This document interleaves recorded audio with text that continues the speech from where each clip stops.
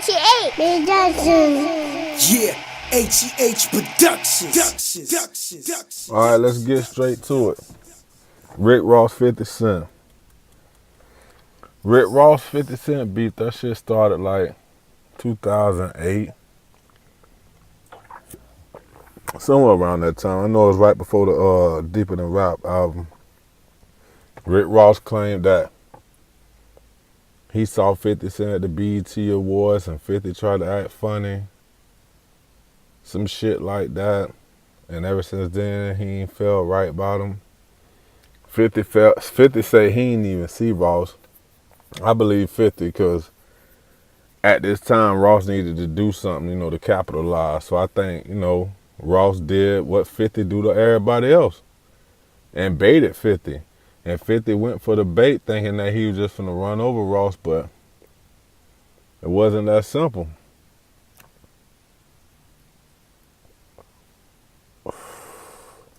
Ross was being strategic with his shit. 50 just jumped out there just because he knew. Oh, it's a South rapper.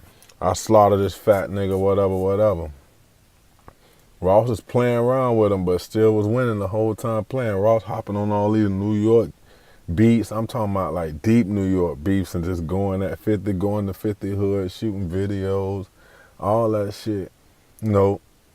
Just taking shots at Banks, Yayo, all of them. 50 got with Rick Ross' baby mama, took her shopping for a day, whatever.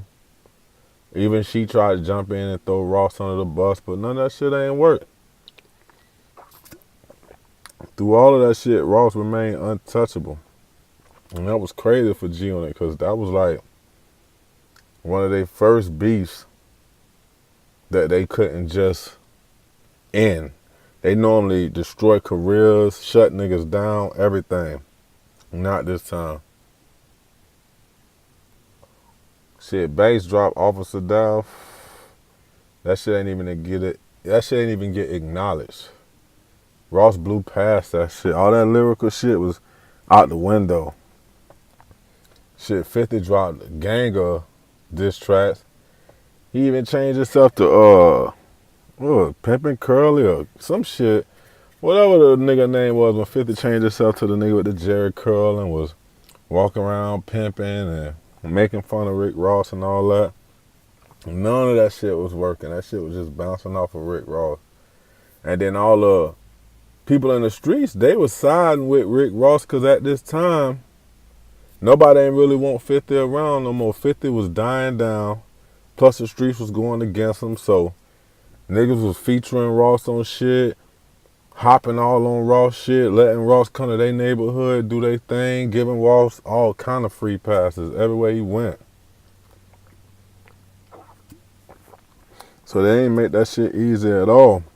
And what's funny about them two niggas beef is that I hate that they even beef because I like G-Unit and Maybach music. And I really think they could have did some good shit together because both of them niggas got like boss mind frames. Like I really think they could have came together and did some shit. You could tell Meek Mill feel the same way because Meek Mill, when he first got with MMG, he let it be known he didn't want no parts of it. Then he kind of got drug into shit because the whole Slow Bucks Trav situation with the whole chain situation that happened on stage at the Hot 97 event or whatever. Him and 50 beef for a while, but even then, Meek ain't go all the way in. Yeah, Meek said some shit, 50 said some shit, but neither one of them didn't go all the way in. Not to the point where, they could have took it. They could have took it further because Meek was already fucking with 50 before, and 50 was already fucking with Meek before Ross even came in the picture. But, just to show you that Meek ain't want no problems with MMG and G on it, that shit did it. 50 and Meek, they got past that shit quick as over. But Ross and 50, that shit never ended. It's like it's never gonna stop. Buck just did a concert with 50. Buck just did a concert with Rick Ross. And Yayo, he had a lot of shit to say, whatever, on the sidelines or whatever. He was acting like he was cool with it, but at the same time, you could tell he really wasn't. They just, it's just funny how that shit work out with all of them. I really think of Maybach Music and G when it came together. It'll be some shit. And you know what's crazy is that the beef could have been dead.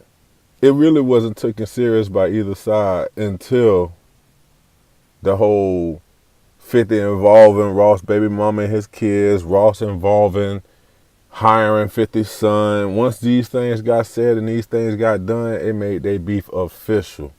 Now, I don't think they'll ever be able to come back. Ross went over there fucking with Bang'em Smurf, you know, trying to act like he was going to sign them niggas. Them niggas even went to representing MMG just to find out Ross was curving their ass.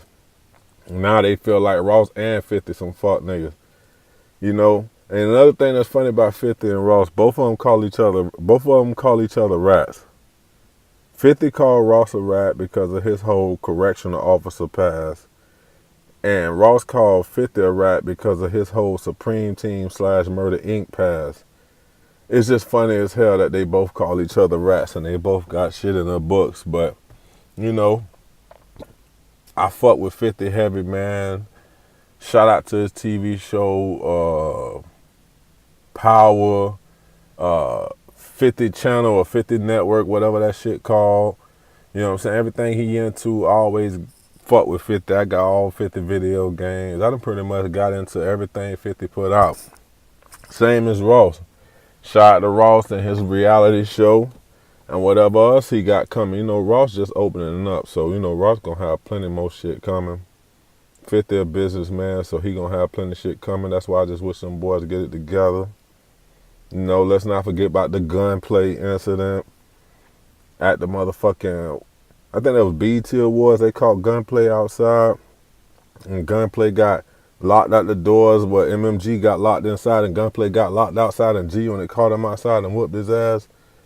Man, there's just so many things that keep their beef going, man. But shit, that shit need to be dead already, man. I remember when Ross had dropped that one diss track going at 50 and was getting everybody to hop on it. He even tried to get Buck on it, but Buck stayed loyal. Buck ain't make no move, man. Buck stayed still. That's why I salute Buck. But shit, I'm trying to see if I touch everything with this 50 and Ross shit.